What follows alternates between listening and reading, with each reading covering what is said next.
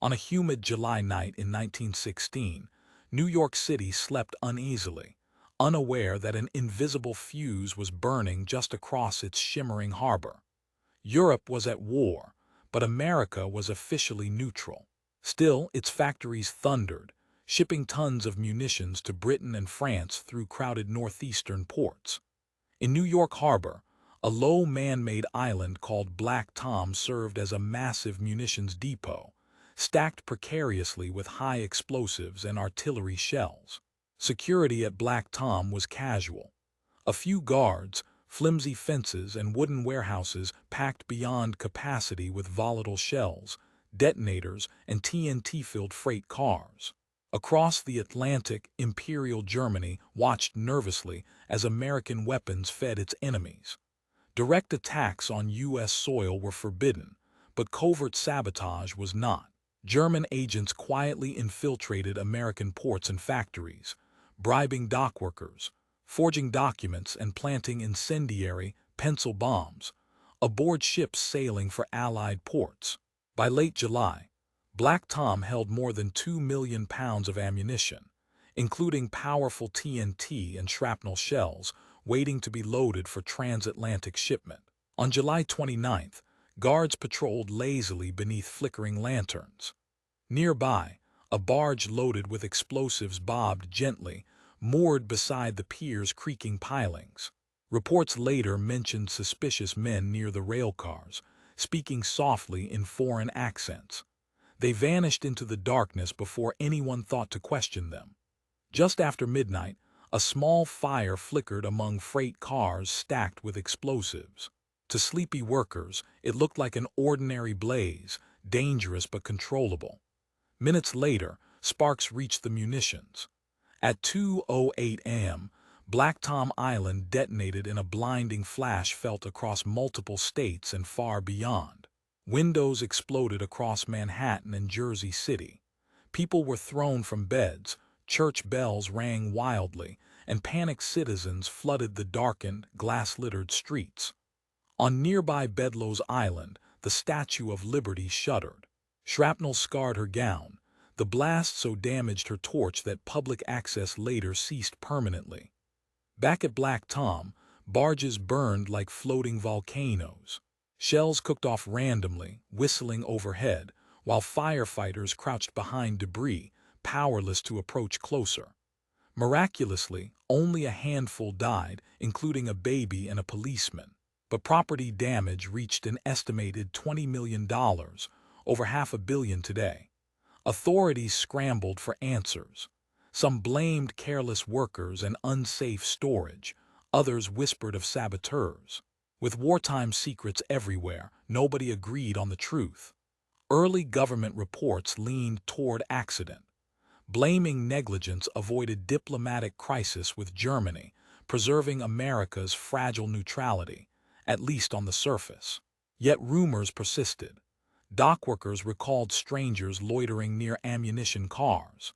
Some investigators quietly suspected German espionage, but proving it required elusive, dangerous evidence. Intelligence agents already tracked German operatives sabotaging factories and ships nationwide. The scale and timing of Black Tom fit an expanding, coordinated underground campaign. Attention turned to Franz von Papen, Germany's military attaché turned spymaster, and his network of agents using forged passports, cash, and ingenious time-delay devices. German saboteurs favored mercury-based pencil bombs that ignited hours after placement. Hidden among cargo, they left no obvious trace once the fire erupted. Black Tom's wreckage was chaotic, but investigators searched for telltale fragments of timing devices. None were conclusively found, fueling skeptics and conspiracy alike. In 1917, America entered World War I against Germany. Suddenly, revisiting Black Tom meant confronting the possibility that a declared enemy had already struck first. During the war, information was tightly controlled.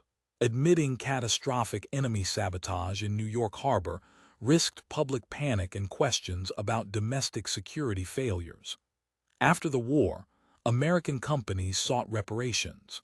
The Mixed Claims Commission, a joint tribunal, was formed to determine whether Germany bore responsibility for Black Tom. One by one, witnesses described clandestine payments, secret meetings, and German agents boasting privately about wrecking ships and munitions depots along the coast. Investigators traced bank transfers from German diplomatic funds into the hands of known saboteurs operating around New York, suggesting organized sponsorship rather than isolated fanaticism. Decrypted correspondence linked German officials to sabotage plots against American industry. Although Black Tom wasn't named outright, patterns pointed ominously toward New York Harbor. In 1939, the commission concluded that German agents had indeed sabotaged Black Tom, acting with knowledge and support from elements within the imperial government. Only after World War II did West Germany finally pay reparations, decades after the blast lit New York's sky and scarred Lady Liberty's copper skin. Yet questions linger. No saboteur ever faced trial specifically for Black Tom, and key German archives vanished during later wars and political upheaval. Some historians argue that reckless storage, heat, and stray sparks could alone explain the disaster. In a powder keg, they say, tragedy eventually lights itself. But the weight of declassified documents, financial trails, and confessions supports one dominant theory. Black Tom was no accident, but a meticulously planned act of war. Today, Black Tom's remains lie beneath Liberty State Park. Visitors stroll past plaques, rarely realizing this quiet shoreline once rivaled Hiroshima's blast in sheer force.